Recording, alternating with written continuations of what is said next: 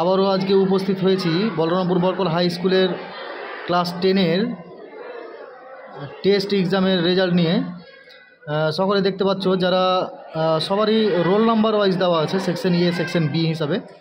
তো যাদের যাদের গার্জেন কল আছে দেখতে পাচ্ছ, guardian call A section B section roll number wise.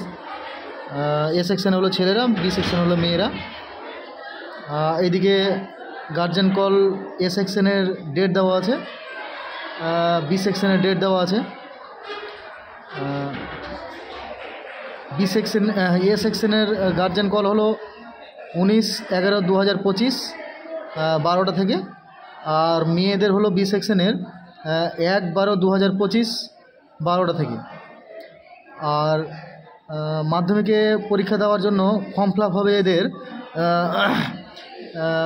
ছেলেদের হবে 4 তারিখে 4/12/2025, আর মেয়েদের হবে 3/12/2025।